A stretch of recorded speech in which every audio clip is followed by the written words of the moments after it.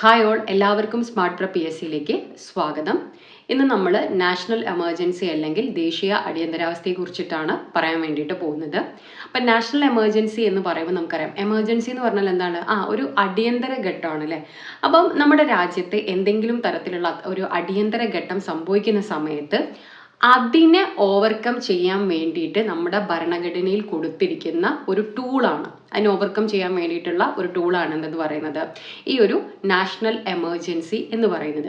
അപ്പം നമുക്കറിയാം 3 തരത്തിലുള്ള എമർജൻസി ഉണ്ട്. നാഷണൽ എമർജൻസി, സ്റ്റേറ്റ് എമർജൻസി നമ്മുടെ ഭരണഘടനയിൽ പറഞ്ഞിരിക്കുന്നില്ല. നമ്മൾ നോർമലി സ്റ്റേറ്റ് എമർജൻസി എന്ന് പറയും, പക്ഷേ ഭരണഘടനയിൽ അതിനുപയോഗിച്ചിരിക്കുന്ന പേര് പ്രസിഡൻഷ്യൽ റൂൾ അല്ലെങ്കിൽ രാഷ്ട്രപതി ഭരണം എന്നാണ്. അത് കഴിഞ്ഞിട്ട് ഫൈനാൻഷ്യൽ എമർജൻസി ഉണ്ട്, നമുക്ക് അറിയാം. ഇതുവരെ ഫൈനാൻഷ്യൽ എമർജൻസി പ്രഖ്യാപിച്ചിട്ടില്ല നമ്മുടെ ഇന്ത്യയിൽ. അപ്പോൾ ഫൈനാൻഷ്യൽ എമർജൻസി സംഭവിച്ചാൽ എന്തൊക്കെയാണ് ഉണ്ടാവുക എന്നുള്ളത് നമ്മളിപ്പോൾ ഏറ്റവും ലേറ്റസ്റ്റ് ആയിട്ട് ശ്രീലങ്കയിൽ കണ്ടിട്ടുള്ളതാണ്. അപ്പോൾ ഈ അടുത്തൊരു സിനിമയൊക്കെ വന്നിട്ടുണ്ടായിരുന്നു, ആ ഒരു ശ്രീലങ്കൻ കപ്പിൾസ് എങ്ങനെ തമിഴ്നാട്ടിലോട്ട് വരുന്നതും ഒക്കെ. അപ്പോൾ അവിടെ അതിൻ്റെ ഒരു ബാക്ക്ഗ്രൗണ്ട് എന്ന് പറയുന്നത് ഈ ശ്രീലങ്കയിൽ സംഭവിച്ചിട്ടുള്ള സാമ്പത്തിക അടിയന്തരാവസ്ഥയ്ക്ക് ശേഷം സംഭവിക്കുന്ന കാര്യങ്ങളൊക്കെയാണ്. അതുകൊണ്ടാണ് അവരെന്ത് ചെയ്യുന്നത്, ഇങ്ങോട്ട് വരുന്നതൊക്കെ. അപ്പം ഞാൻ ജസ്റ്റ് ഇവിടെ പറഞ്ഞു തന്നേ ഉള്ളൂ, നിങ്ങൾ ആ സിനിമ കണ്ടു നോക്കിയാൽ മതി. സിനിമയുടെ പേര് ഞാൻ മറന്നു, അതാണ് കഥ പറഞ്ഞു തന്നത്. അപ്പോൾ നമ്മൾ ഈ ഒരു വീഡിയോയിൽ നാഷണൽ എമർജൻസി ആണ് പഠിക്കാൻ പോകുന്നത്. അപ്പം നാഷണൽ എമർജൻസി ഉണ്ടാകുന്ന സമയത്ത് ഏറ്റവും ബേസിക് ആയിട്ട് നമ്മൾ മനസ്സിലാക്കേണ്ട കാര്യം, നമ്മുടെ ഇന്ത്യ ഒരു ഫെഡറൽ രാജ്യമാണെന്ന് എവിടെയും പറഞ്ഞിട്ടില്ല. പക്ഷേ നമുക്ക് എന്താണ്, യൂണിറ്ററി സ്വഭാവമുള്ള ഒരു ഫെഡറൽ സിസ്റ്റമാണ് നമുക്കുള്ളത്. അതായത് കേന്ദ്രവും ഉണ്ട്, സംസ്ഥാനങ്ങളും ഉണ്ട്. ഇവർ രണ്ടാൾക്കിടയിലും, അതായത് കേന്ദ്രത്തിനും സംസ്ഥാനങ്ങൾക്കും ഇടയിൽ എന്ത് ചെയ്യുന്നുണ്ട്, അധികാര വിഭജനം ഉണ്ട് അല്ലെ. അധികാര വിഭജനം ഉണ്ട്. ഓക്കെ. പക്ഷെ കൂടുതൽ അധികാരം ആർക്കാ? നമ്മുടെ കേന്ദ്രത്തിനാണ്. ഇതൊക്കെ വിശദമായിട്ട് നമുക്ക് വേണമെങ്കിൽ വേഗം ആർട്ടിക്കിൾ ഇതാണ്, പാർട്ട് ഇതാണെന്ന് പറഞ്ഞു പോവാം. അങ്ങനെയല്ല, നമുക്ക് ഇന്നത്തെ എക്സാമുകളിൽ നമുക്കറിയാം, ഏതൊരു കാര്യം പഠിക്കുമ്പോഴും അത് എങ്ങനെയൊക്കെയാണ് സംഭവിക്കുന്നത്, മാറ്റങ്ങൾ കൃത്യമായിട്ട് അത് എന്താ ഉദ്ദേശിക്കുന്നതെന്ന് മനസ്സിലാക്കിയിരിക്കണം. എന്നാൽ മാത്രമേ എന്ത് ചെയ്യുള്ളൂ, നമുക്ക് സ്റ്റേറ്റ്മെന്റ് ടൈപ്പ് ക്വസ്റ്റ്യൻസിന് ആൻസർ എഴുതാൻ വേണ്ടിയിട്ട് പറ്റുള്ളൂ. അപ്പോൾ ഇതെന്ത് ചെയ്യുക, ക്ലിയർ ആക്കി മനസ്സിലാക്കി വെക്കാം. അപ്പോൾ സാധാരണഗതിയിൽ ഈ യൂണിയനും ഈ കേന്ദ്ര ഗവൺമെന്റും സംസ്ഥാനങ്ങളും തമ്മിൽ എന്ത് ചെയ്യുന്നുണ്ട്, അധികാര വിഭജനം നടക്കുന്നുണ്ട്. അത് എന്തിലൂടെയാണ് നടക്കുന്നത്, ലിസ്റ്റുകളിലൂടെയാണ് എന്നൊക്കെ നമ്മൾ പഠിച്ചിട്ടുണ്ട്. അതായത് കൃത്യമായിട്ട് union list, state list, concurrent list എന്ന് പറഞ്ഞിട്ട് ഈ ലിസ്റ്റുകളിലൂടെ എന്ത് ചെയ്യുന്നു, ഓരോരുത്തർക്കും നിയമനിർമ്മാണം നടത്തേണ്ട വിഷയങ്ങൾ എന്തൊക്കെയാണെന്ന് കൊടുത്തിട്ടുണ്ട്. അപ്പോൾ അതിൽ അവരവർക്ക് നിയമനിർമ്മാണം നടത്താം. അപ്പോൾ ഇവർ തമ്മിലുള്ള കോൺഫ്ലിക്റ്റുകളൊക്കെ എന്ത് ചെയ്യുന്നുണ്ട്, മാക്സിമം ഒഴിവാക്കാൻ നോക്കുന്നത് ഈ ഒരു ഭരണഘടനയിൽ പ്രസ്താവിച്ചിട്ടുള്ള ഈ ഒരു ലിസ്റ്റുകളിലൂടെയാണ്. എന്നാലും നമുക്കറിയാം ചില കോൺഫ്ലിക്റ്റുകളൊക്കെ ഉണ്ടാവാറുണ്ട്. പക്ഷേ ഈ ഒരു അടിയന്തരാവസ്ഥ സംഭവിക്കുമ്പോൾ, അതായത് ദേശീയ അടിയന്തരാവസ്ഥ പ്രഖ്യാപിക്കുമ്പോൾ ഉണ്ടാകുന്ന മാറ്റം എന്ന് പറയുന്നത്, ഈ ഒരു അധികാര വിഭജനം എന്ന് പറയുന്നത് അങ്ങോട്ട് എന്ത് ചെയ്യും, കട്ടാവും. കംപ്ലീറ്റ് അധികാരം ആർക്കാ പിന്നെ പോവുക, ഗവൺമെന്റിനാണ് കംപ്ലീറ്റ് അധികാരം എന്ന് പറയുന്നത്. പിന്നെ കേന്ദ്ര ഗവൺമെന്റ് അത്രയും പവർഫുള്ളാണ്. ഈ സ്റ്റേറ്റ് ഗവൺമെന്റുകൾക്കൊന്നും എന്തില്ല, യാതൊരുവിധ വോയിസും ഇല്ല. അപ്പൊ ഈ ഒരു കാര്യം നമുക്ക് മനസ്സിലായി. ഇനി നമുക്ക് പഠിക്കേണ്ട പ്രധാനപ്പെട്ട പോയിന്റുകൾ നമ്മളിവിടെ കൊടുത്തിട്ടുണ്ട്. എന്തൊക്കെയാണ് പഠിക്കേണ്ടത്? നമ്മുടെ ഭരണഘടനയുടെ ഏത് ഭാഗം അല്ലെങ്കിൽ പാർട്ടിലാണ് അടിയന്തരാവസ്ഥയെക്കുറിച്ച് പറഞ്ഞിട്ടുള്ളത്? എവിടെയാണ്? 18ലാണ്. എവിടെയാണ്? 18. അപ്പം ഇത് ഓർക്കാൻ വളരെ എളുപ്പമാണ്. നമുക്കറിയാം, അടിയന്തരാവസ്ഥയാണ് നമുക്ക് പഠിക്കേണ്ടത് അല്ലേ. അടിയന്തരാവസ്ഥ 18 വയസ്സ് പൊതുവെ ഒരു അടിയന്തര ഘട്ടം എന്നൊക്കെ നമ്മൾ പറയാറുണ്ട്. കാരണം എന്താ, നമ്മൾ കുട്ടികളാണോ എന്ന് ചോദിച്ചാൽ ഒരു 18 വയസ്സ് വരെയാണ്. കുട്ടിയാണോ എന്ന് ചോദിച്ചാൽ കുട്ടിയല്ല, നമുക്ക് ഫീൽ ചെയ്യും നമ്മളൊരു വലിയ ആളായി നോക്കെ അല്ലേ. പക്ഷെ എന്നാ വലിയ ആളായോ, അതുമില്ല. ആകെ മൊത്തൊരു നമ്മുടെ ഒരു 18 വയസ്സൊക്കെ ആലോചിച്ചാൽ മനസ്സിലാവും അല്ലേ. നമ്മൾ വിചാരിക്കും ആര് പറയുന്നോ നമുക്ക് ഇഷ്ടപ്പെടില്ല. നമുക്കറിയാം നമ്മൾ പറയുന്നൊക്കെ ശരി, നമ്മളാണ് എല്ലാം ഇല്ലേ. പക്ഷെ എന്താണ്, പലപ്പോഴും പിന്നെ കുറെ വർഷം കഴിയുമ്പോൾ തിരിഞ്ഞു നോക്കും, പക്ഷെ എന്തൊക്കെ അബദ്ധങ്ങളാണ് നമ്മൾ ചെയ്തതെന്നൊക്കെ നമുക്ക് ആലോചിക്കും. കാരണം നമ്മൾ ആ ഒരു ട്രാൻസിഷൻ പീരീഡിലാണ്. അപ്പോൾ ഒരു അടിയന്തര ഘട്ടമാണ്, നമുക്ക് അങ്ങനെ ആലോചിക്കാം. അപ്പോൾ 18 വയസ്സ്. ഓക്കെ, അങ്ങനെ ആലോചിച്ചാൽ മതി. അപ്പം അടിയന്തരാവസ്ഥയെക്കുറിച്ച് പറയുന്ന ഭാഗം അല്ലെങ്കിൽ പാർട്ട് എന്ന് പറയുന്നത് ഏതാണ്? 18ആണ്. ഇനി ഏത് ആർട്ടിക്കിൾ മുതൽ ഏത് ആർട്ടിക്കിൾ വരെ എന്ന് വെച്ച് കഴിഞ്ഞാൽ, അതായത് അനുച്ഛേദം 352 മുതൽ 360 വരെയാണ് എന്തിനെ കുറിച്ച് പറയുന്നത്, നമ്മുടെ ഭരണഘടനയിലെ അടിയന്തരാവസ്ഥയെക്കുറിച്ച് പറയുന്നത്. ഓക്കെ, അപ്പൊ 352ലാണ് എന്ത്, national emergency. Okay, national emergency. 356 state emergency അല്ലെങ്കിൽ പ്രസിഡൻഷ്യൽ റൂള്. ഓക്കെ, പിന്നെയോ 360 നമ്മുടെ ഫൈനാൻഷ്യൽ എമർജൻസി എന്ന് പറയുന്നത്. ഓക്കെ, സാമ്പത്തിക അടിയന്തരാവസ്ഥ. അപ്പോൾ ഏറ്റവും ബേസിക് ആയിട്ട് ഈ 3 ആർട്ടിക്കിളുകളാണ് നമ്മൾ പഠിക്കേണ്ടത്. ഇത് നിങ്ങൾക്ക് എല്ലാവർക്കും അറിയുന്നതായിരിക്കും, കാരണം ഒന്നാമത്തെ ഓർക്കാൻ എളുപ്പമാണ് അല്ലേ. ആ 352, പിന്നെ ഒരു 4 വ്യത്യാസത്തിൽ 356, പിന്നെ ഒരു 4 വ്യത്യാസത്തിൽ 360. ഇനി ആരാണ് അടിയന്തരാവസ്ഥ പ്രഖ്യാപിക്കുന്നത് എന്നുള്ളത് കുറച്ച് പേർക്കെങ്കിലും ഡൗട്ട് ഉണ്ടാവും. ഇനി കേന്ദ്ര ഗവൺമെന്റ് ആണോ, പ്രധാനമന്ത്രിയാണോ, ആരാണ്? അത് പ്രസിഡന്റ് ആണ്. അതായത് പ്രസിഡന്റ് അല്ല തീരുമാനിക്കുന്നത്, അതൊക്കെ ഗവൺമെന്റ് ആണ്. പക്ഷെ ആരാ പ്രഖ്യാപിക്കുക? ഒഫീഷ്യലി നമ്മുടെ ഇവിടെ ദേശീയ അടിയന്തരാവസ്ഥ പ്രഖ്യാപിച്ചു എന്ന് പറയുന്ന ആരാണ്? അത് നമ്മുടെ പ്രസിഡന്റ് ആണ്. ആരാണ്? പ്രസിഡന്റ് ആണ്. ഇനി ഈ അടിയന്തരാവസ്ഥ എന്ന ആശയം അല്ലെങ്കിൽ നാഷണൽ എമർജൻസി എന്നുള്ള കൺസെപ്റ്റ് നമ്മുടെ ഭരണഘടന കടം കൊണ്ടത് എവിടെ നിന്നാണ്? ജർമ്മനിയിൽ നിന്നാണ്. അതിങ്ങനെ ആലോചിക്കാം നമുക്ക്. എമർജർ അങ്ങനെ ആലോചിച്ച് കഴിഞ്ഞാൽ ആ ഒരു പ്രാസൊപ്പിച്ച് പറഞ്ഞു കഴിഞ്ഞാൽ നമുക്ക് കിട്ടും. അപ്പോൾ ഇവിടെ കുറച്ച് പേർക്കെങ്കിലും ഡൗട്ട് ഉണ്ടാവും, അല്ല ഗവൺമെന്റ് ഓഫ് ഇന്ത്യ 1935 എന്നല്ലേ നമ്മൾ എമർജൻസി എടുത്തത്, ജർമ്മനി ആണോ എന്ന് നമുക്ക് തോന്നും. അതായത് ഗവൺമെന്റ് ഓഫ് ഇന്ത്യ 1935 നമ്മൾ എമർജൻസി എടുക്കുന്നുണ്ട്. പക്ഷേ എന്ന് വെച്ച് കഴിഞ്ഞാൽ നമ്മുടെ ഇന്ത്യയിൽ ഫോളോ ചെയ്യുന്ന തരത്തിലുള്ള അല്ലെങ്കിൽ ആ ഒരു രീതി നമ്മൾ എടുത്തിട്ടുള്ള ജർമ്മനിയിലാണ്. കാരണം കൃത്യമായിട്ട് പറഞ്ഞു കഴിഞ്ഞാൽ അടിയന്തരാവസ്ഥ കാലത്ത് മൗലികാവകാശങ്ങൾ റദ്ദ് ചെയ്യുന്ന തരത്തിലുള്ള അടിയന്തരാവസ്ഥ എന്ന് നമ്മൾ എടുക്കുന്നത് എവിടെ നിന്നാണ്? ജർമ്മനിയിൽ നിന്നാണ്. PSC ക്വസ്റ്റ്യൻ ഒരുപാട് തവണ ഈ ഒരു ക്വസ്റ്റ്യൻ ചോദിച്ചിട്ടുണ്ട്, എവിടെ നിന്നാണ് കടം കൊണ്ടത്. അപ്പോഴൊക്കെയും ആൻസർ കൊടുത്തിട്ടുള്ളത് ജർമ്മനിയാണ്. അപ്പം നിങ്ങൾ ഈ ഒരു ഗവൺമെന്റ് ഓഫ് ഇന്ത്യ 35 കുറിച്ചിട്ട് ചിന്തിക്കേണ്ട. അപ്പം ഞാനത് പറയണമെന്നില്ല, പക്ഷേ കുറച്ച് പേർക്കെങ്കിലും അത് അറിയുന്നവർക്ക് കൺഫ്യൂഷൻ ആവും, അത് രണ്ടിൽ ഏതാ നമ്മൾ ആൻസർ കൊടുക്കാന്ന്. അപ്പോൾ ഇവിടെ നിങ്ങൾ കൺഫ്യൂഷൻ ആവേ വേണ്ട.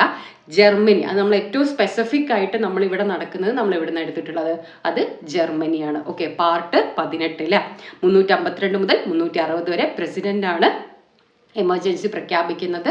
പിന്നെ നമ്മൾ കടം കൊണ്ടത് ജർമ്മനി. ഇത്രയും ക്ലിയർ ആയി എന്ന് വിചാരിക്കുന്നു. ഇനി ഇനി ഈ 3 ആർട്ടിക്കിളുകൾ പഠിക്കുക എന്നുള്ളതാണ് നമ്മൾ ചെയ്യേണ്ടത്.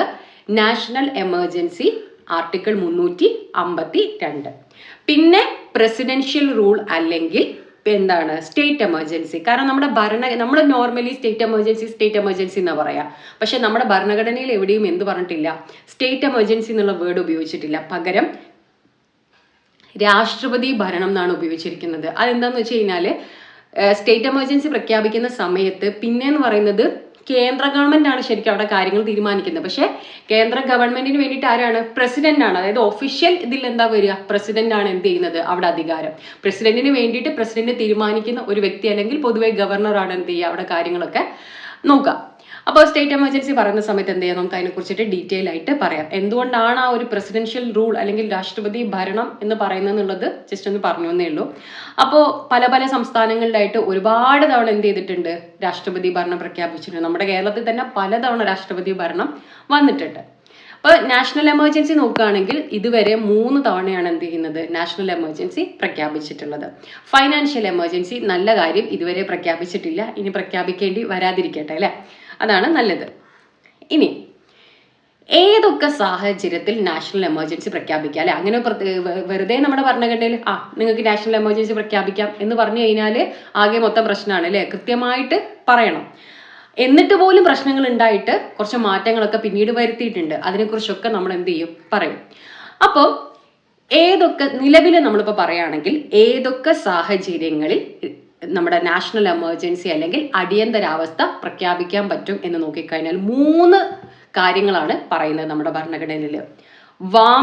വാർ, ആംഡ് റെബലിയൻ, എക്സ്റ്റേണൽ അഗ്രഷൻ. വാർ എന്ന് പറഞ്ഞു കഴിഞ്ഞാൽ യുദ്ധം, എക്സ്റ്റേണൽ അഗ്രഷൻ എന്ന് പറഞ്ഞു കഴിഞ്ഞാൽ ബാഹ്യ ആക്രമണം, ആംഡ് റെബലിയൻ എന്ന് പറഞ്ഞു കഴിഞ്ഞാൽ സായുധ കലാപം. അപ്പോൾ നമ്മളിപ്പോൾ നാഷണൽ എമർജൻസിയെ കുറിച്ച് കൂടുതൽ ഇപ്പോൾ ചിന്തിക്കാൻ കാരണം ഇപ്പോൾ നമ്മൾ ഇന്ത്യ പാക് വാർ വന്ന സമയത്ത് ആകെ നമ്മളൊക്കെ ഒന്ന് പേടിച്ചിട്ടുണ്ടായിരുന്നു. ഇനി വല്ല എമർജൻസി ഒക്കെ പ്രഖ്യാപിക്കോ എന്നൊക്കെയുള്ള ഒരു പേടിയൊക്കെ നമുക്ക് ഉണ്ടായിരുന്നു. പക്ഷെ ഒന്നും ഉണ്ടായില്ല അല്ലെ. നല്ലത്. അപ്പം ഈ വാറാണ് ഒന്നാമത്തെ കാരണം. 2 എക്സ്റ്റേണൽ അഗ്രഷൻ, 3 ആംഡ് റെബലിയൻ. അപ്പൊ ഇവിടെ ഒരു കാര്യം മനസ്സിലാക്കേണ്ടത്, പണ്ട് അതായത് 1975 അടിയന്തരാവസ്ഥ, നമ്മുടെ 3ാമത്തെ അടിയന്തരാവസ്ഥ പ്രഖ്യാപിക്കുന്ന സമയത്ത് ഇവിടെ ആംഡ് റെബലിയൻ എന്നല്ല ഉണ്ടായിരുന്നത്, ഇന്റേണൽ ഡിസ്റ്റർബൻസ് അല്ലെങ്കിൽ ഇത് നമ്മൾ ഒന്നുകൂടെ പറയൂ കേട്ടോ. ഞാനിവിടെ കൺസെപ്റ്റ് മനസ്സിലാക്കി അങ്ങ് പോകാന്നുള്ളത് കൊണ്ട് പറയുന്നതേ ഉള്ളൂ. ഇന്റേണൽ ഡിസ്റ്റർബൻസ് അല്ലെങ്കിൽ ആഭ്യന്തര അസ്വസ്ഥത. അതായത് നമ്മുടെ ഭരണഘടന നിലവിൽ വരുന്ന 1950 ജനുവരി 25 നമ്മുടെ ഭരണഘടനയിൽ നാഷണൽ എമർജൻസി പ്രഖ്യാപിക്കാനുള്ള കാരണങ്ങൾ എന്ന് പറയുന്നത് വാറ്, എക്സ്റ്റേണൽ അഗ്രഷൻ, ആംഡ് റബലിന് പകരം ഇവിടെ എന്തായിരുന്നു? ഇന്റേണൽ ഡിസ്റ്റർബൻസ് അല്ലെങ്കിൽ ആഭ്യന്തര അസ്വസ്ഥത എന്നായിരുന്നു. ഓക്കെ, ആഭ്യന്തര അസ്വസ്ഥത എന്നായിരുന്നു. അങ്ങനെ 1975 മൂന്നാമത്തെ അടിയന്തരാവസ്ഥ പ്രഖ്യാപിക്കുന്നത്.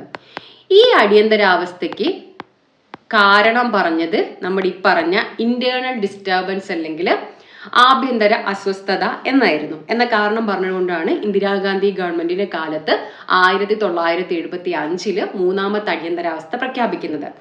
ആ അടിയന്തരാവസ്ഥ എന്ന് പറയുന്നത് ഒരുപാട് കാര്യങ്ങൾ നമുക്ക് പറയാനുണ്ട്. പിന്നീട് ആ അടിയന്തരാവസ്ഥയ്ക്ക് ശേഷം കമ്മീഷനൊക്കെ നിയോഗിക്കുന്നുണ്ട് അതിനെക്കുറിച്ച് പഠിക്കാനും ഒക്കെ. അപ്പൊ അതിനുശേഷം ഒക്കെയും പറയപ്പെട്ടിട്ടുള്ള ഒരു കാര്യം എന്ന് പറയുന്നത്, ഇതെന്റെ അഭിപ്രായമല്ല, പറയപ്പെട്ടുള്ള കാര്യം എന്ന് പറയുന്നത് നമ്മൾ അടിയന്തരാവസ്ഥയെക്കുറിച്ച് വായിച്ച് മനസ്സിലാക്കി കഴിഞ്ഞാൽ നമുക്ക് തന്നെ മനസ്സിലാവും. അന്നൊരു അടിയന്തരാവസ്ഥ പ്രഖ്യാപിക്കപ്പെടാൻ മാത്രമുള്ള, അതായത് ഇന്റേണൽ ഡിസ്റ്റർബൻസ് എന്ന പേര് പറഞ്ഞുകൊണ്ട് ഒരു ദേശീയ അടിയന്തരാവസ്ഥ പ്രഖ്യാപിക്കപ്പെടാൻ മാത്രമുള്ള സംഭവങ്ങളൊന്നും അന്നില്ല. അന്ന് മറ്റ് ചില കാരണങ്ങൾ കൊണ്ട് ഇന്ദിരാഗാന്ധി ഗവൺമെന്റിന് ആ സമയത്ത് ഗവൺമെന്റിന്റെ ഡ്യൂറേഷൻ കൂട്ടേണ്ടയൊക്കെ കാരണങ്ങളും ഒക്കെ കൊണ്ടാണ്, ഒരുപാട് കാരണങ്ങൾ കൊണ്ടാണ് എന്ത് ചെയ്യുന്നത്, അടിയന്തരാവസ്ഥ പ്രഖ്യാപിക്കുന്നത് എന്നൊക്കെയുള്ള കാര്യങ്ങൾ വരുന്നുണ്ട്. അപ്പം ഈ ഒരു അടിയന്തരാവസ്ഥ ഭയങ്കര പ്രശ്നമായിരുന്നു. ഈ മൂന്നാമത്തെ അടിയന്തരാവസ്ഥ എന്ന് പറയുന്നത് ഒരുപാട് മനുഷ്യാവകാശ ലംഘനങ്ങളൊക്കെ ആ സമയത്ത് ഉണ്ടാവുന്നുണ്ട്. അങ്ങനെയാണ് പിന്നീടുള്ള ഇലക്ഷനിൽ ഇന്ദിരാഗാന്ധി ഗവൺമെന്റ് പരാജയപ്പെടുകയാണ്, ഇന്ദിരാഗാന്ധി അടക്കം പരാജയപ്പെടുകയാണ്. പിന്നീട് വന്നിട്ടുള്ളത് മൊറാർജി ദേശായിയുടെ നേതൃത്വത്തിലുള്ള ഗവൺമെന്റ് ആണ്. ഈ ഗവൺമെന്റിന്റെ കാലത്താണ് 1978 44 ഭേദഗതി കൊണ്ടുവരുന്നത്. ഈ 44 ഭേദഗതിയിൽ ഈ അടിയന്തരാവസ്ഥ, അതായത് 1975 അടിയന്തരാവസ്ഥയിലൂടെ അടിയന്തരാവസ്ഥ എങ്ങനെയൊക്കെ എക്സ്പ്ലോയിറ്റ് ചെയ്യപ്പെടാം എന്നുള്ള കാര്യങ്ങളൊക്കെ മനസ്സിലായതുകൊണ്ട് തന്നെ അതിനെ അതിജീവിക്കാൻ വേണ്ടിയിട്ടുള്ള, കൗണ്ടർ ചെയ്യാൻ വേണ്ടിയിട്ടുള്ള ഒരുപാട് കാര്യങ്ങൾ എന്ത് ചെയ്തിട്ടുണ്ട്, 44 ഭേദഗതിയിൽ കൊണ്ടുവന്നിട്ടുണ്ട്. അങ്ങനെയാണ് ഈ 1978 44 ഭേദഗതിയിൽ എന്ത് ചെയ്യുന്നത്, ഈ പറഞ്ഞ ഇന്റേണൽ ഡിസ്റ്റർബൻസ് അല്ലെങ്കിൽ ആഭ്യന്തര അസ്വസ്ഥത എന്ന് പറഞ്ഞു കഴിഞ്ഞാൽ നോക്കിക്കേ, അതിൽ പ്രത്യേകിച്ച് സ്പെസിഫിക് ആയിട്ടൊന്നും പറയുന്നില്ല. ആകെ ഒരു വേഗമായിട്ടുള്ള ഒരു ടേം അല്ലെ, എന്തിനു വേണമെങ്കിലും ആഭ്യന്തര അസ്വസ്ഥത എന്ന് പറയാം, എന്ത് കാര്യവും. അപ്പൊ അതുകൊണ്ട് തന്നെ അത് പലതരത്തിൽ എക്സ്പ്ലോയിറ്റ് ചെയ്യപ്പെടാൻ ഇനി വരുന്ന ഗവൺമെന്റുകളൊക്കെ ചിലപ്പോൾ ചെയ്യാം എന്നുള്ളത് കൊണ്ട് തന്നെ എന്ത് ചെയ്തു എന്ന് വെച്ച് കഴിഞ്ഞാൽ ഈ ഇന്റേണൽ ഡിസ്റ്റർബൻസ് എന്നുള്ളത് മാറ്റിയിട്ട് പകരം ആംഡ് റബലിയൻ, സായുധ കലാപം എന്നുള്ളൊരു ടേം അവിടെ ചേർത്തു എന്നുള്ളതാണ്. അപ്പൊ ഇപ്പൊ ഭരണഘടനയിൽ അവിടെ ഇന്റേണൽ ഡിസ്റ്റർബൻസ് എന്നല്ല ഉള്ളത്, പകരം എന്താണ്, സായുധ കലാപം എന്നാണ് ഉള്ളത്. സായുധ കലാപം എന്ന് പറയുമ്പോൾ എന്താണ്, ആയുധങ്ങൾ ഏതിക്കൊണ്ട് ഗവൺമെന്റിനെതിരെയുള്ള സമരം അല്ലെങ്കിൽ ആക്രമണത്തിനെയാണ് നമ്മൾ സായുധ കലാപം എന്ന് പറയാം. അപ്പൊ അത് നമുക്ക് എവിഡന്റ് ആയിട്ട് കാണാൻ പറ്റുന്നതാണ്.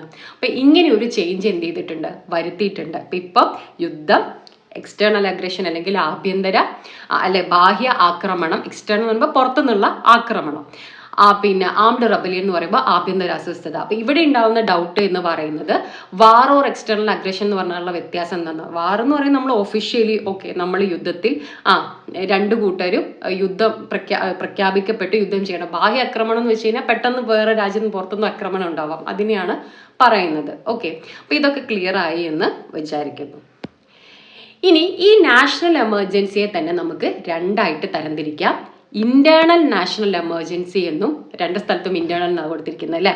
അപ്പൊ ഇവിടെ എക്സ്റ്റേണൽ എന്നാട്ടോ വേണ്ടേ, എക്സ്റ്റേണൽ എമർജൻസി എന്നും ഇന്റേണൽ എമർജൻസി എന്നും നമുക്ക് രണ്ടായിട്ട് തരംതിരിക്കാം. അതായത് ബാഹ്യ ദേശീയ അടിയന്തരാവസ്ഥ. ഇന്റേണൽ എന്ന് പറയുമ്പോൾ എന്താണ്, ആഭ്യന്തരം. അങ്ങനെ ടേം ശ്രദ്ധിച്ചാൽ മതി, ആഭ്യന്തര ദേശീയ അടിയന്തരാവസ്ഥ. അപ്പം നിങ്ങൾക്കൊരു സ്പീഡിൽ പോയിന്റ് മാത്രം കിട്ടിയാൽ മതി എന്നുള്ളവർക്ക് ഉള്ളൊരു ക്ലാസ് അല്ല അത്. കാരണം നമ്മളിവിടെ കുറച്ചും കൂടെ ഒരു നിങ്ങൾക്ക് ഈ ഒരു ടോപ്പിക്ക് പഠിക്കുമ്പോൾ ഉണ്ടാവാൻ സാധ്യതയുള്ള ഡൗട്ടുകളെ കുറിച്ച് പറഞ്ഞുകൊണ്ടും എന്തൊക്കെയാണ് ഒരു കൺസെപ്റ്റ് എന്നുള്ളതുമാണ് നമ്മൾ പറഞ്ഞു പോകുന്നത് കേട്ടോ. അപ്പം അങ്ങനെ നിങ്ങൾക്ക് ടോപ്പിക്കൊക്കെ കണ്ടന്റ് ഒക്കെ പഠിച്ച് കഴിഞ്ഞിട്ട് നിങ്ങൾക്ക് സമയമുണ്ട് കാര്യങ്ങളൊക്കെ കുറച്ചും കൂടെ വിശദമായിട്ട് മനസ്സിലാക്കണം എന്നുണ്ടെങ്കിൽ നിങ്ങൾ ഈ വീഡിയോ കണ്ടാൽ മതി. കാരണം ഞാനിവിടെ അത്രയും ഡീറ്റെയിൽ ആയിട്ടാണ് പറഞ്ഞു പോകുന്നത്, അതുകൊണ്ടാണ് പറയുന്നത്. ഓക്കെ, അപ്പോൾ നാഷണൽ എമർജൻസിനെ നമുക്ക് എന്ത് ചെയ്യാം, രണ്ടായിട്ട് തരംതിരിക്കാം. എക്സ്റ്റേണൽ എമർജൻസി, ബാഹ്യ ദേശീയ അടിയന്തരാവസ്ഥ എന്നും, അതുപോലെ തന്നെ ഇന്റേണൽ എമർജൻസി എന്ന് പറയുമ്പോൾ ആഭ്യന്തര ദേശീയ അടിയന്തരാവസ്ഥ എന്നും. അപ്പം നമ്മൾ 3 കാരണങ്ങളാണ് നാഷണൽ എമർജൻസിക്ക് പറഞ്ഞത്. എക്സ്റ്റേണൽ പിന്നെ വാറ്, ഇന്റേണൽ ഇപ്പം ആംഡ് റബലിയൻ എന്നാണ്. അതുപോലെ തന്നെ എക്സ്റ്റേണൽ അഗ്രഷൻ, 3 കാരണങ്ങളാണ് പറഞ്ഞത്. അതിൽ വാറ് അതുപോലെ തന്നെ എക്സ്റ്റേണൽ അഗ്രഷൻ, ഈ 2 കാരണങ്ങൾ കൊണ്ടാണ് അടിയന്തരാവസ്ഥ പ്രഖ്യാപിക്കുന്നത്, അതായത് ദേശീയ അടിയന്തരാവസ്ഥ പ്രഖ്യാപിക്കുന്നത് എന്നുണ്ടെങ്കിൽ അതിനെ നമ്മൾ എന്താ വിളിക്കുക, ബാഹ്യ ദേശീയ അടിയന്തരാവസ്ഥ എന്ന ടേം. നോക്കിക്കേ, വാറ് പുറത്തുനിന്ന് നമ്മൾ ആക്രമിക്കുകയാണല്ലേ വാർ എന്ന് പറയുന്നത്. എക്സ്റ്റേണൽ അഗ്രഷൻ നമുക്കറിയാം ആക്രമണമാണ്. അപ്പൊ അത് നമ്മുടെ പുറത്തുനിന്നുള്ള കാരണമാണ്, നമ്മുടെ അകത്തുള്ള കാരണമല്ല. അപ്പൊ അതുകൊണ്ടാണ് അതിന് എന്തെന്ന് വിളിക്കുന്നത്, എക്സ്റ്റേണൽ എമർജൻസി എന്ന് വിളിക്കുന്നത്, അല്ലെങ്കിൽ ബാഹ്യ ദേശീയ അടിയന്തരാവസ്ഥ എന്ന് നമ്മൾ പറയുന്നത്. ഇനി ആംഡ് റബലിയൻ എന്ന് പറയുന്നത് എന്താണ്, നമ്മുടെ രാജ്യത്തിനകത്ത് തന്നെയുള്ള ജനങ്ങളാണ് എന്ത് ചെയ്യുന്നത്, അവിടെ പിന്നെ പ്രതിഷേധിക്കുന്നത്. അപ്പൊ അതുകൊണ്ട് തന്നെ അവിടെ എന്താണ്, നമ്മുടെ അകത്തുള്ള കാര്യമാണ്. അതുകൊണ്ടാണ് അതിന് ആഭ്യന്തര ദേശീയ അടിയന്തരാവസ്ഥ അല്ലെങ്കിൽ ഇന്റേണൽ എമർജൻസി എന്ന് പറയുന്നത്. നമ്മൾ പറഞ്ഞു ഇതുവരെ ഇന്ത്യയിൽ 3 തവണ എമർജൻസി പ്രഖ്യാപിക്കപ്പെട്ടിട്ടുണ്ട്. അതിൽ ആദ്യത്തെ 2 എമർജൻസിയും എന്താണ്, എക്സ്റ്റേണൽ എമർജൻസികളാണ്. ഓക്കെ, യുദ്ധവും ബാഹ്യാക്രമണവും കാരണമാണ് നമ്മൾ എന്ത് ചെയ്യുന്നത്, ആദ്യത്തെ 2 എമർജൻസികൾ വരുന്നത്. എന്നാൽ മൂന്നാമത്തെ 1975 എമർജൻസി എന്ന് പറയുന്നത് ഇന്റേണൽ എമർജൻസിയാണ്. കാരണം അവിടെ അന്ന് എന്ത് കാരണം പറഞ്ഞുകൊണ്ടാണ്, അന്ന് ഇവിടെ ആംഡ് റെബലിയൻ ഇല്ല, അവിടെ പകരം എന്താണ്, ഇന്റേണൽ ഡിസ്റ്റർബൻസ് എന്ന കാരണം പറഞ്ഞുകൊണ്ടാണ് എന്ത് ചെയ്യുന്നത്, എമർജൻസി പ്രഖ്യാപിക്കുന്നത്. അതുകൊണ്ട് അതെന്താണ്, ഇന്റേണൽ എമർജൻസി ആണ്. ഓക്കെ, ഇനി എമർജൻസിയുമായിട്ട് ബന്ധപ്പെട്ട കുറച്ച് വ്യവസ്ഥകളും കാര്യങ്ങളൊക്കെയാണ്, കണ്ടീഷൻസ് ആണ് നമ്മൾ പറയാൻ പോകുന്നത്. ഇവിടെ നമുക്ക് സംശയമുള്ളത്, അടിയന്തരാവസ്ഥ എന്ന് പറയുമ്പോൾ നമ്മുടെ മനസ്സിലെന്താ, രാജ്യത്ത് മൊത്തം ബാധകമായിട്ട്, ഇന്ത്യക്ക് മൊത്തം ബാധകമായിട്ടുള്ള അടിയന്തരാവസ്ഥ എന്നാണ് നമ്മുടെ മനസ്സിലുള്ളത്. അങ്ങനെ തന്നെയായിരുന്നു നമ്മുടെ ഭരണഘടനയിൽ ഉണ്ടായിരുന്നത്. എന്നാൽ 1976 42ാം ഭേദഗതിയിലൂടെ എന്ത് ആഡ് ചെയ്തു എന്ന് വെച്ച് കഴിഞ്ഞാൽ, ഈ ദേശീയ അടിയന്തരാവസ്ഥ തന്നെ രാജ്യത്ത് മൊത്തം എൻറ്റയർ കൺട്രിയിലായിട്ടും പ്രഖ്യാപിക്കാം. അതല്ല ഇനി ഏതെങ്കിലും ഒരു ഭാഗത്ത് മാത്രമായിട്ട് പ്രഖ്യാപിക്കണമെങ്കിൽ അങ്ങനെയും എന്ത് ചെയ്യാം, ദേശീയ അടിയന്തരാവസ്ഥ പ്രഖ്യാപിക്കാം എന്നുള്ളൊരു ചേഞ്ച് 1976 42ാം ഭേദഗതിയിലൂടെ കൊണ്ടുവന്നിട്ടുണ്ട്. അപ്പൊ നിലവിൽ ഇപ്പോൾ ഒരു സ്റ്റേറ്റ്മെന്റ് വരികയാണ്, ദേശീയ അടിയന്തരാവസ്ഥ ഇന്ത്യയിൽ മുഴുവനായോ അല്ലെങ്കിൽ ഭാഗികമായോ ഒരു പ്രദേശത്ത് മാത്രമോ പ്രഖ്യാപിക്കാം എന്ന് പറഞ്ഞാൽ നമ്മൾ പെട്ടെന്ന് ആലോചിക്കും, അങ്ങനെ ഒരു പ്രദേശത്ത് മാത്രം ദേശീയ അടിയന്തരാവസ്ഥ പ്രഖ്യാപിക്കാൻ പറ്റുമോ, ഇന്ത്യക്ക് മൊത്തമല്ലേ ദേശീയ അടിയന്തരാവസ്ഥ എന്ന് ആലോചിച്ച് നമ്മൾ ചിലപ്പോൾ തെറ്റിടും. അല്ല, ആ സ്റ്റേറ്റ്മെന്റ് ശരിയാണ്. കാരണം ഇന്ത്യയിൽ മൊത്തമായിട്ടും ദേശീയ അടിയന്തരാവസ്ഥ പ്രഖ്യാപിക്കാം, അതുപോലെ തന്നെ ഭാഗികമായിട്ട് ഏതെങ്കിലും ഒരു സ്പെസിഫിക് സ്റ്റേറ്റ് പ്രദേശത്തേക്ക് മാത്രമായിട്ടും എന്ത് ചെയ്യാം, എമർജൻസി പ്രഖ്യാപിക്കാം എന്നുള്ളതാണ്. ഓക്കെ, ഇനി എങ്ങനെയാണ് എമർജൻസി പ്രഖ്യാപിക്കാൻ പറ്റുക, വെറുതെ അങ്ങ് പ്രധാനമന്ത്രി പോയി പറഞ്ഞാൽ മതിയോ? അങ്ങനെ ഒരു സംഭവം ഉണ്ടായിട്ടുണ്ട്. ഈ 1975 എമർജൻസി എന്ന് പറയുന്നത് സംഭവിക്കുന്നത് ഭയങ്കര രസമാണ്. കാരണം ഇന്ദിരാഗാന്ധി അന്നത്തെ പ്രസിഡന്റായ ഫക്രുദ്ദീൻ അലി അഹമ്മദിനോട് എന്ത് ചെയ്യുന്നു, എമർജൻസി പ്രഖ്യാപിക്കണം എന്നൊക്കെയുള്ള കാര്യങ്ങൾ പോയി പറയുന്നു. പിന്നീട് എമർജൻസി പ്രഖ്യാപിക്കപ്പെട്ട് കഴിഞ്ഞതിന് ശേഷമാണ് ഇന്ദിരാഗാന്ധി ഗവൺമെന്റിലെ ബാക്കി മന്ത്രിമാർ തന്നെ എന്ത് ചെയ്യുന്നത്, എമർജൻസി പ്രഖ്യാപിക്കപ്പെട്ടു എന്നുള്ള കാര്യം മനസ്സിലാവുന്നത്. അതായത് അത്രയും സഡൻ ആയിട്ട് ബാക്കിയുള്ള മന്ത്രിമാരുടെ ഒന്നും അനുവാദമോ അല്ലെങ്കിൽ അറിവോ കൂടാതെയാണ് അന്നത്തെ ഒരു എമർജൻസി പ്രഖ്യാപിക്കുന്നത്. അതുകൊണ്ട് തന്നെ അതിലുള്ള ഒരു പ്രശ്നങ്ങൾ മനസ്സിലാക്കിയിട്ട് തന്നെ പിന്നീട് 44ാം ഭേദഗതിയിൽ എന്ത് ചെയ്തു എന്ന് വെച്ച് കഴിഞ്ഞാൽ 1978 44ാം ഭേദഗതി എന്ന് പറയുന്നത്. അപ്പൊ ആ ഒരു ഭേദഗതിയിൽ എന്ത് പറയാണ്, അതായത് ക്യാബിനറ്റിന്റെ റിട്ടേൺ റെക്കമെൻഡേഷൻ കൂടി മാത്രമേ എന്ത് ചെയ്യാൻ പറ്റുള്ളൂ, പ്രസിഡന്റ് എമർജൻസി പ്രഖ്യാപിക്കാൻ പാടുള്ളൂ എന്നുള്ളത്. അപ്പൊ നിങ്ങളിവിടെ മനസ്സിലാക്കേണ്ടത്, ഈ 1976 42ാം ഭേദഗതി എന്ന് പറയുന്നത് മിനി കോൺസ്റ്റിറ്റ്യൂഷൻ എന്നൊക്കെ അറിയപ്പെടുന്ന ഭേദഗതിയാണ്. അതായത് ഭരണഘടനയിൽ ഒരുപാട് മാറ്റങ്ങൾ വരുത്തിയിട്ടുണ്ട്. അതുപോലെ തന്നെ കുറച്ചും കൂടെ കേന്ദ്ര ഗവൺമെന്റിന്റെ അധികാരം വർദ്ധിപ്പിക്കാൻ പറ്റുന്ന എന്തൊക്കെ ആഡ് ചെയ്യാൻ പറ്റുമോ അതൊക്കെ ആഡ് ചെയ്തിട്ടുള്ള ഒരു ഭേദഗതിയാണ് 42ാം ഭേദഗതി. ഒരുപാട് മാറ്റങ്ങൾ അവിടെ കൊണ്ടുവന്നിട്ടുണ്ട്. എന്നാൽ 1976 44ാം ഭേദഗതി എന്ന് പറയും, ഈ 42ാം ഭേദഗതിയിൽ കൊണ്ടുവന്ന ചേഞ്ചസ് ഒക്കെ അതിനെ മറികടക്കുന്ന, അതിൽ കൊണ്ടുവന്ന കുറെ കാര്യങ്ങൾ റദ്ദ് ചെയ്യുകയും ഒക്കെ ചെയ്തിട്ടുള്ള ഭേദഗതിയാണ് എന്ത് 44-ാം ഭേദഗതി. ഈവൻ മൊറാർജി ദേശായിയുടെ നേതൃത്വത്തിലുള്ള ടീം ഇലക്ഷൻ സമയത്ത് പറഞ്ഞ തന്നെ 42-ാം ഭേദഗതിയിൽ ഇന്ദിരാഗാന്ധി എന്തൊക്കെ ചേഞ്ചസ് കൊണ്ടുവന്നിട്ടുണ്ടോ അതൊക്കെ നമ്മൾ മാറ്റും, ഭരണഘടനയെ പഴയ രൂപത്തിലാക്കും എന്ന് പറഞ്ഞതായിരുന്നു അവരുടെ ഒരു ഇലക്ഷൻ അജണ്ട എന്ന് തന്നെ പറയുന്നത്. അപ്പോൾ കംപ്ലീറ്റ് ആയിട്ടുള്ള ചേഞ്ചസ് ഒന്നും മാറ്റിയില്ല, എന്നാലും കുറേയൊക്കെ കാര്യങ്ങൾ എന്ത് ചെയ്തു 44-ാം ഭേദഗതിയിലൂടെ മാറ്റം വരുത്തുന്നുണ്ട്.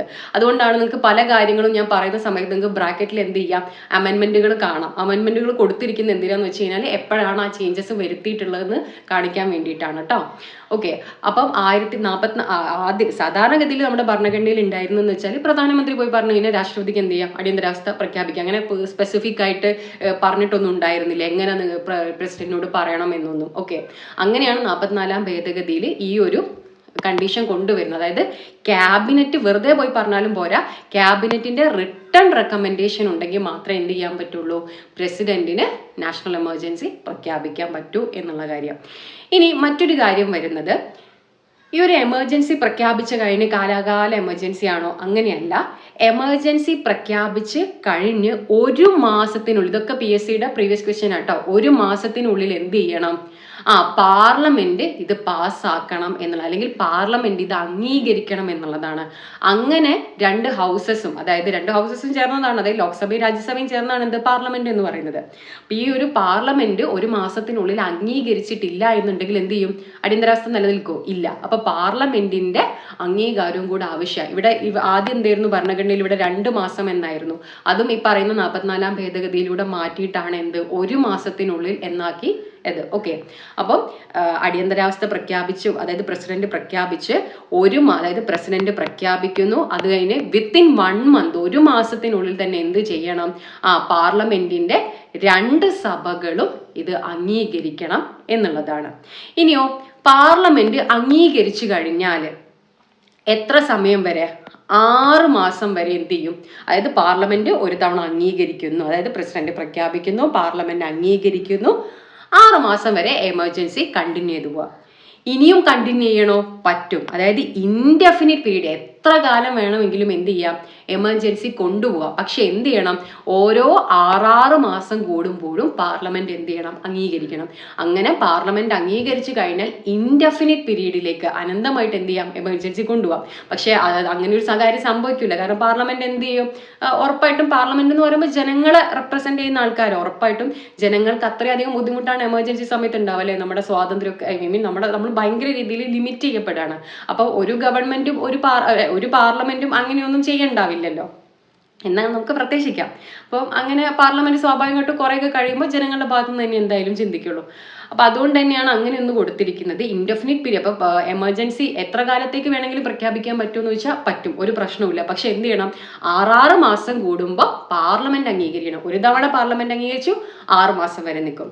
വീണ്ടും 6 മാസം കൂടത്തേക്കും അംഗീകരിച്ചാൽ വീണ്ടും 6 മാസത്തേക്ക് നിൽക്കും. അങ്ങനെ ഓരോരോ 6 മാസം കൂടുമ്പോൾ എന്ത് ചെയ്യണം, ഇവര് അംഗീകരിക്കണം എന്നുള്ളതാണ്. ഓക്കെ, അപ്പൊ ഈ ഒരു പീരിയോഡിക്കൽ പാർലമെന്റ് അപ്രൂവല് പണ്ട് വേണ്ടായിരുന്നു. ഇങ്ങനെ ഒരു 6 മാസം അപ്രൂവല് വേണം എന്നുള്ളൊരു കാര്യം ആദ്യം ഉണ്ടായിരുന്നില്ല. ഇതും എന്ത് ചെയ്തതാണ്, 44-ാം ഭേദഗതിയിലൂടെ കൂട്ടിച്ചേർത്തിട്ടുള്ളതാണ്.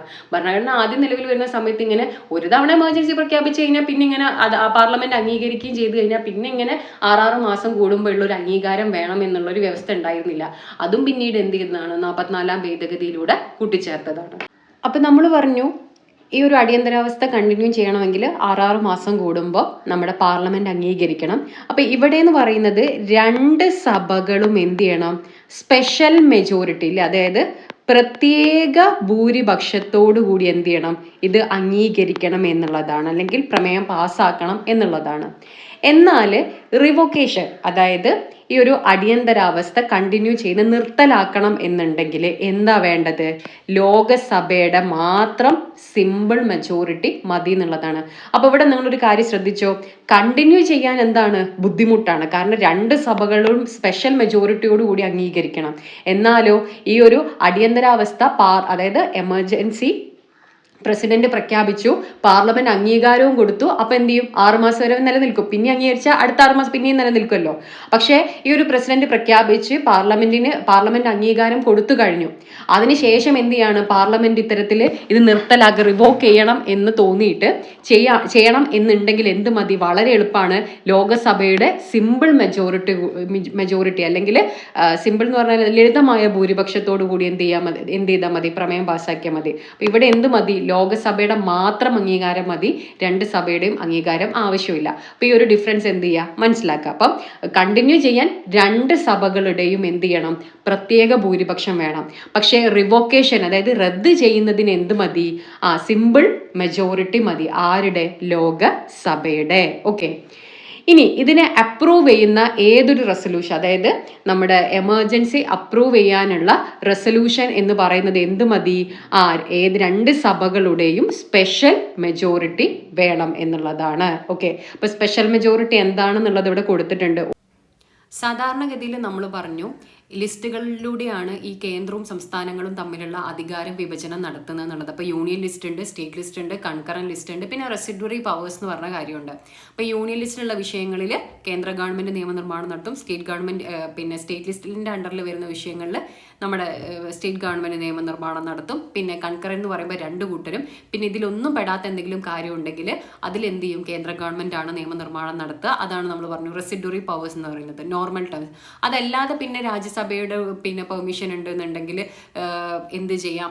ഈ പറയുന്ന നമ്മുടെ പാർലമെന്റിൽ എന്ത് ചെയ്യാം? സ്റ്റേറ്റ് ലിസ്റ്റിൽ ഉള്ള വിഷയങ്ങളിലും നിയമനിർമ്മാണം നടത്താൻ വേണ്ടിയിട്ട് പറ്റും. കൺകറന്റിലും അതുപോലെ തന്നെ ഒരേ കൺകറന്റിൽ വരുന്ന വിഷയത്തിൽ കേന്ദ്ര ഗവൺമെന്റും സംസ്ഥാന ഗവൺമെന്റുകളും നിയമം നിർമ്മിച്ചു കഴിഞ്ഞാൽ ആരുടെ നിയമം നിലനിൽക്കുന്നു വെച്ച് കഴിഞ്ഞാൽ കേന്ദ്ര ഗവൺമെന്റിന്റെ നിയമം നിലനിൽക്കും. അപ്പം അതിൽ നിന്ന് തന്നെ നമുക്കറിയാം കേന്ദ്ര ഗവൺമെന്റ് പാസ്സാക്കുന്ന നിയമങ്ങൾക്കാണ് കൂടുതൽ വാലിഡിറ്റി അല്ലെങ്കിൽ കൂടുതൽ പവർ എന്ന് പറയുന്നത്.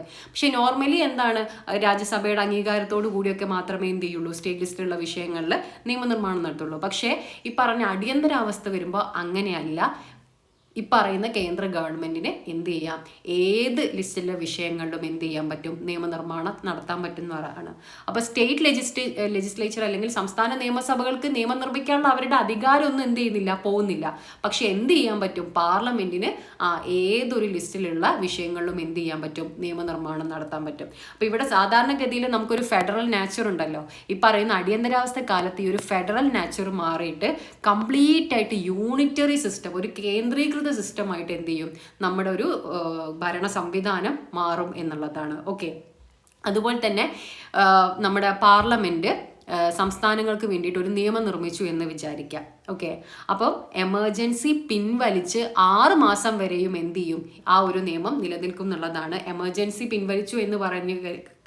പിൻവലിച്ചു എന്ന് വിചാരിച്ചിട്ട് അറ്റ് എ ടൈം തന്നെ എന്ത് ചെയ്യണം എന്നില്ല, അറ്റ് എ ടൈം എന്ത് ചെയ്യില്ല, ഈ പറഞ്ഞ പാർലമെന്റ് സംസ്ഥാനങ്ങൾക്ക് വേണ്ടിയിട്ട് നിർമ്മിച്ച നിയമങ്ങൾ ഇൻവാലിഡ് ആയിട്ട് മാറില്ല. 6 മാസം വരെ എന്ത് ചെയ്യും? അത് നിലനിൽക്കും എന്നുള്ളതാണ്. അതുപോലെ തന്നെ എമർജൻസി നിലനിൽക്കുന്ന സമയത്ത് പ്രസിഡന്റിന് എന്ത് ചെയ്യാം? സാധാരണഗതിയിൽ പാർലമെന്റ് ആണ് എന്ത് ചെയ്യുന്നത്? നിയമസഭകൾക്ക് വേണ്ടിയിട്ട് നിയമം നിർമ്മിക്കുക. അപ്പൊ പാർലമെന്റ് സെഷൻ ഇല്ലാത്ത സമയമാണെങ്കിൽ എന്ത് ചെയ്യാം? ഈ പറയുന്ന സംസ്ഥാനങ്ങൾക്ക് വേണ്ടിയിട്ട് പ്രസിഡന്റിന് ഓർഡിനൻസ് പാസ്സാക്കാൻ വേണ്ടിയിട്ട് സാധിക്കും. അതുപോലെ തന്നെ പ്രസിഡന്റിന് എന്തും ചെയ്യാൻ പറ്റും? ഈ കേന്ദ്ര സംസ്ഥാനങ്ങൾക്കിടയിലുള്ള നികുതി വിതരണത്തിലും ചേഞ്ചസ് വരുത്താനും ഒക്കെ എന്ത് ചെയ്യാൻ പറ്റും? മാറ്റാൻ പറ്റും. അപ്പൊ കംപ്ലീറ്റ് അധികാരം കേന്ദ്ര ഗവൺമെന്റിനാണ്. അപ്പൊ കേന്ദ്ര ഗവൺമെന്റ് പറയുന്നതനുസരിച്ചിട്ടാണ് എന്ത് ചെയ്യുക? പ്രസിഡന്റ് കാര്യങ്ങൾ ചെയ്യുക. അപ്പൊ ഇത്രയാണ് നമ്മളിവിടെ പറയുന്നത്.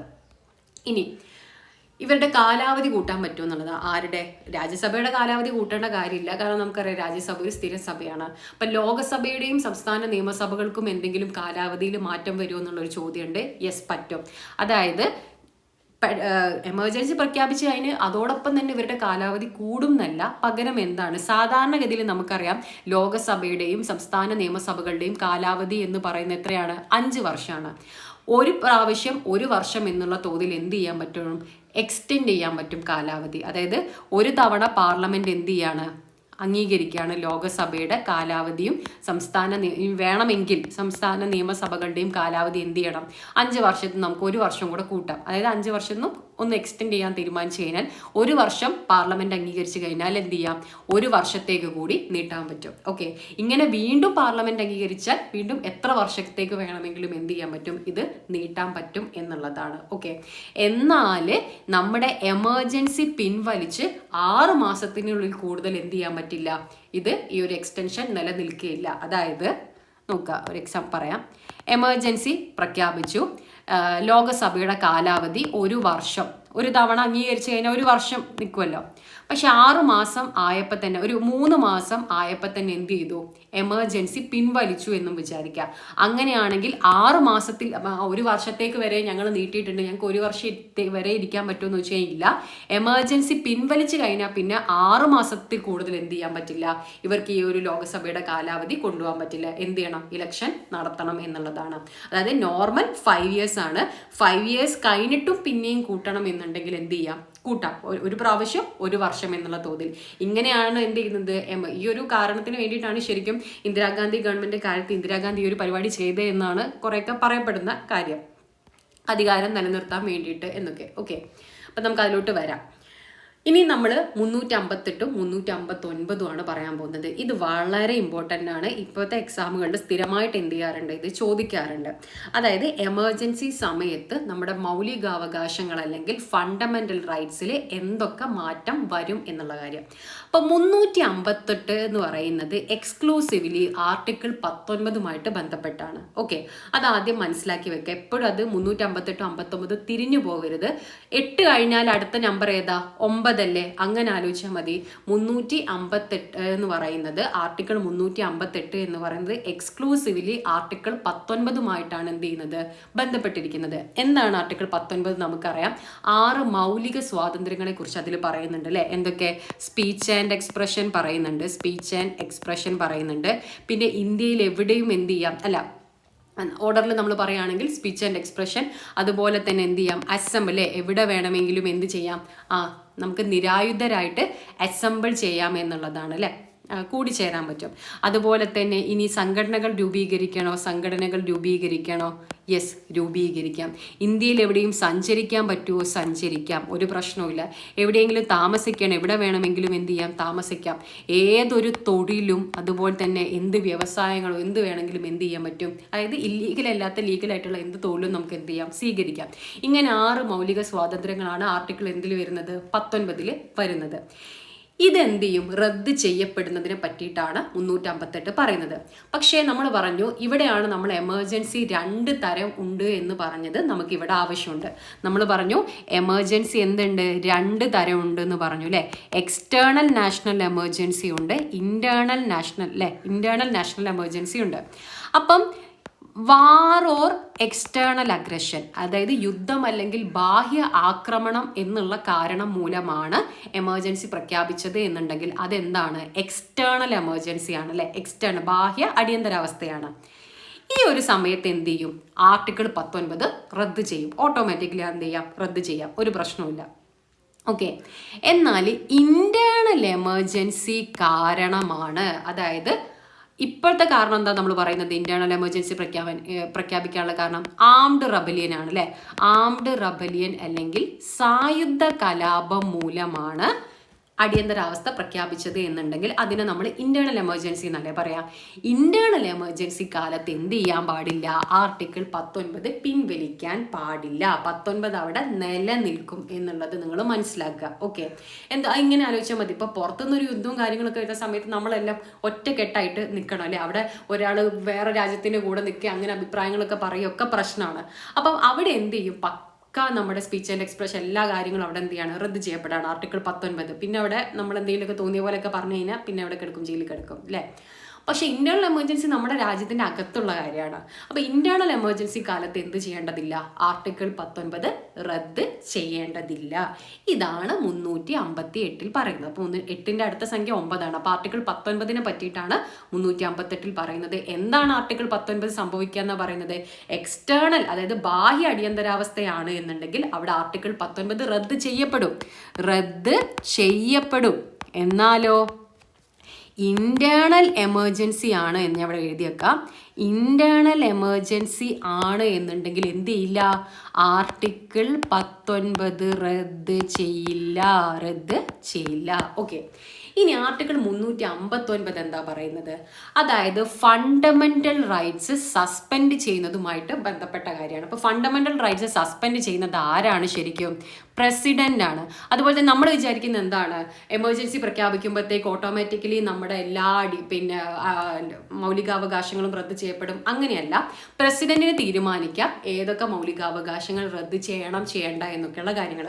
അതുപോലെ വേറൊരു കാര്യം മനസ്സിലാക്കേണ്ടത്, ഇനി പ്രസിഡന്റ് ഏതൊക്കെ വേണം വേണ്ട എന്ന് തീരുമാനിച്ചു കഴിഞ്ഞാലും ഒരിക്കലും 359 പ്രകാരം ആർട്ടിക്കിൾ 20ഉം 21ഉം ഒരു അടിയന്തരാവസ്ഥ കാലത്തും എന്ത് ചെയ്യാൻ പാടില്ല, റദ്ദ് ചെയ്യാൻ പാടില്ല. ഇതും 44 ഭേദഗതിയിൽ കൊണ്ടുവന്നാണ്.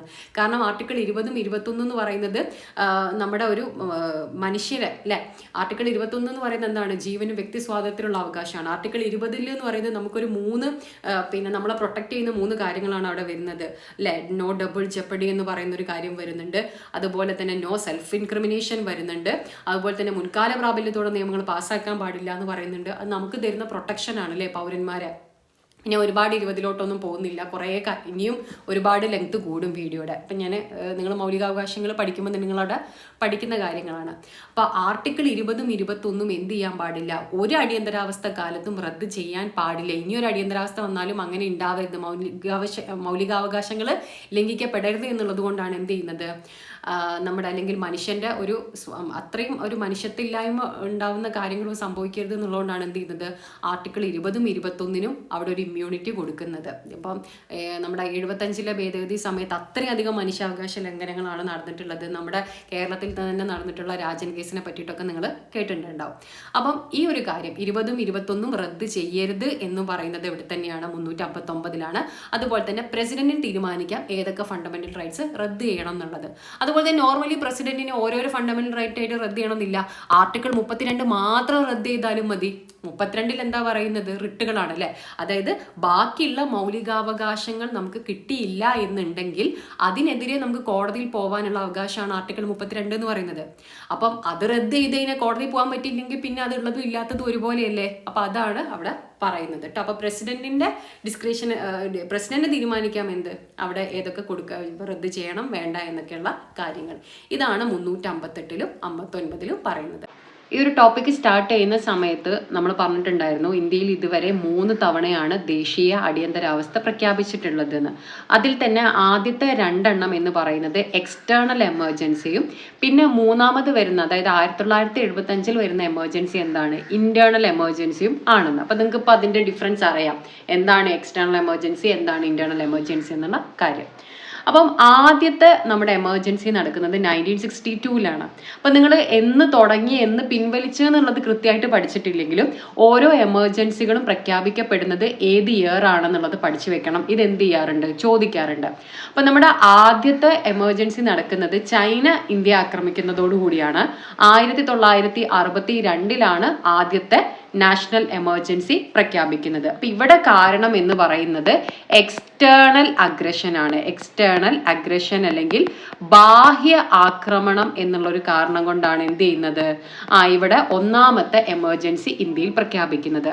ആ സമയത്തെ ഇന്ത്യൻ പ്രസിഡന്റ് ഡോക്ടർ എസ് രാധാകൃഷ്ണനാണ്, അതുപോലെ പ്രധാനമന്ത്രി ജവഹർലാൽ നെഹ്റുവും. എന്നാൽ ഈ എമർജൻസി റിവോക്ക് ചെയ്യുന്നത് അല്ലെങ്കിൽ പിൻവലിക്കുന്നത് ആരാണ്, സാക്കിർ ഹുസൈൻ ആണ്. ഓക്കെ, അപ്പൊ ആദ്യത്തെ എമർജൻസി പ്രഖ്യാപിക്കുന്നത് ഡോക്ടർ എസ് രാധാകൃഷ്ണൻ ആണെങ്കിൽ പിൻവലിക്കുന്നത് ആരാണ്, സക്കീർ ഹുസൈൻ ആണ്. ഓക്കെ, ഇന്ത്യയിലെ രണ്ടാമത്തെ ദേശീയ അടിയന്തരാവസ്ഥ പ്രഖ്യാപിക്കുന്നത് 1971 ഈ ഇയർ ഒക്കെ ചോദിച്ചിട്ടുണ്ട് കേട്ടോ. ഇന്ത്യയിൽ രണ്ടാമത്തെ അടിയന്തരാവസ്ഥ പ്രഖ്യാപിച്ചത് ഏത് വർഷമാണെന്ന്. അപ്പോൾ അതെന്ത് ചെയ്യണം, പഠിക്കണം. അപ്പോൾ രണ്ടാമത്തെ അടിയന്തരാവസ്ഥയ്ക്ക് കാരണം ഇന്ത്യ പാക് യുദ്ധമാണ്. ആ സമയത്ത് പ്രധാനമന്ത്രി ഇന്ദിരാഗാന്ധിയും അതുപോലെ തന്നെ പ്രസിഡന്റ് എന്ന് പറയുന്നത് വി ഗിരിയാണ്. പക്ഷെ രണ്ടാമത്തെ എമർജൻസി പിൻവലിക്കുന്ന ആരാണ്, BD ജെട്ടിയാണ്. ഇനി നമ്മൾ മൂന്നാമത്തെ എമർജൻസിയിലേക്ക് വരികയാണെങ്കിൽ ഇവിടുത്തെ കാരണം എന്ന് പറയുന്നത് യുദ്ധവും ആക്രമണവും ഒന്നുമല്ല, ഇന്റേണൽ ഡിസ്റ്റർബൻസ് ആണ്. പക്ഷെ ഇവിടെ ഒരു കാര്യം നിങ്ങൾ ഓർക്കണം, 44th അമെൻമെന്റിലൂടെ എന്ത് ചെയ്തിട്ടുണ്ട്, ഈ ഇന്റേണൽ ഡിസ്റ്റർബൻസ് എന്നുള്ള ടേം മാറ്റിയിട്ട് പകരം എന്ത് കൊണ്ടുവന്നിട്ടുണ്ട്, ആംഡ് റെബലിയൻ എന്നാക്കി മാറ്റിയിട്ടുണ്ട്. അപ്പം മൂന്നാമത്തെ എമർജൻസിയുടെ ഒരു വലിയ പ്രശ്നം എന്ന് പറയുന്നത്, അതായത് പിന്നീട് ഈ ഒരു എമർജൻസിയെ കുറിച്ചിട്ട് അന്വേഷിച്ചിട്ടുള്ള ഷാ കമ്മീഷനൊക്കെ പറയുന്ന ഒരു കാര്യമുണ്ട്. നമ്മൾ ചരിത്രം പരിശോധിച്ചു കഴിഞ്ഞാൽ നമുക്ക് മനസ്സിലാവും ഈ ഒരു എമർജൻസി പ്രഖ്യാപിക്കാൻ മാത്രമുള്ള പ്രശ്നങ്ങളൊന്നും, അതായത് ഈ ഒരു മൂന്നാമത്തെ എമർജൻസിക്ക് തക്കതായ കാരണങ്ങളൊന്നും ആ സമയത്ത് ഉണ്ടായിരുന്നില്ല.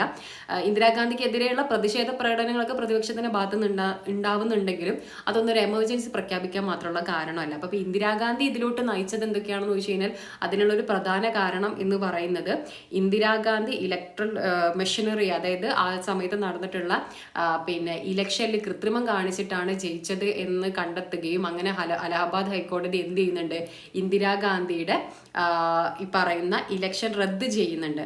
അപ്പം അതൊക്കെ പിന്നീട് അങ്ങോട്ട് ബാധിക്കും എന്നുള്ളത് കൊണ്ടും പിന്നെ അധികാരം നിലനിർത്താൻ വേണ്ടിയിട്ടൊക്കെയാണ് ഇന്ദിരാഗാന്ധി ഇത്തരത്തിലെ ഒരു തീരുമാനം എടുത്തതെന്നാണ് പറയപ്പെടുന്നത്.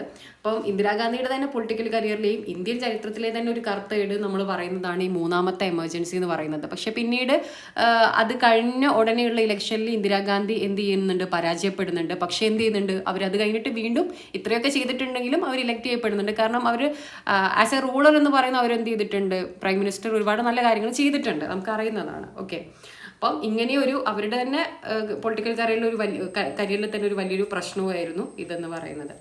അപ്പം 1, 2, 3 എമർജൻസി ഏതൊക്കെ വർഷമാണ് പ്രഖ്യാപിച്ചതെന്ന് കൃത്യമായിട്ട് പഠിച്ചിരിക്കണം. ഒന്ന് 1962, രണ്ടാമത്തത് 1971, മൂന്നാമത്തത് 1975. ആദ്യത്തത് ചൈനയായിട്ടാണ്, രണ്ടാമത്തത് പാകിസ്ഥാനാണ്, മൂന്നാമത്തത് ഇന്റേണൽ ഡിസ്റ്റർബൻസ് ആണ്. അപ്പോൾ ആദ്യത്തെ 2 എമർജൻസികളും എന്താണ്, എക്സ്റ്റേണൽ എമർജൻസിയാണ്. മൂന്നാമത്തതാണ് ഇന്റേണൽ എമർജൻസി. അതായത് രണ്ടാമത്തെ എമർജൻസി നിലനിൽക്കെ തന്നെയാണ് മൂന്നാമത്തെ എമർജൻസി പ്രഖ്യാപിക്കുന്നത്. അങ്ങനെ രണ്ടും കൂടെ ഒന്നിച്ചിട്ടാണ് എന്ത് ചെയ്യുന്നത്, അവസാനം 1977 BD ജെട്ടി എന്ത് ചെയ്യുന്നത്, പിൻവലിക്കുന്നത്. പിന്നെ ബാക്കി എമർജൻസിൻ്റെ അങ്ങനെ പ്രസിഡന്റ് പ്രൈം മിനിസ്റ്റർ അങ്ങനെ ചോദിച്ചു കണ്ടിട്ടില്ല. സ്ഥിരമായിട്ട് ചോദിക്കാറുള്ളത് ഈ മൂന്നാമത്തെ അടിയന്തരാവസ്ഥ നടക്കുന്ന സമയത്ത് പ്രസിഡന്റും പ്രധാനമന്ത്രിയും ചോദിക്കാറുണ്ട്. ആരാണ്? പ്രധാനമന്ത്രി ഇന്ദിരാഗാന്ധിയും പ്രസിഡന്റ് ഫക്രുദ്ദീൻ അലി അഹമ്മദുമാണ്. അപ്പം ഇത്രയാണ് നമുക്ക് നാഷണൽ എമർജൻസി ആയിട്ട് ബന്ധപ്പെട്ട് പറയാനുള്ളത്. അപ്പോൾ ഈ കാര്യങ്ങൾ കൃത്യമായി മനസ്സിലാക്കിയെന്ന് വിചാരിക്കുന്നു. ഒരുവിധപ്പെട്ട എല്ലാ കൺസെപ്ച്വൽ കാര്യങ്ങളും ഇതുമായിട്ട് ബന്ധപ്പെട്ട് ചോദിക്കാൻ സാധ്യതയുള്ള എല്ലാ കാര്യങ്ങളും നമ്മൾ എന്ത് ചെയ്തിട്ടുണ്ട്, പറഞ്ഞിട്ടുണ്ട്. അപ്പം നന്നായിട്ട് കാര്യങ്ങൾ മനസ്സിലാക്കുക. Thank you.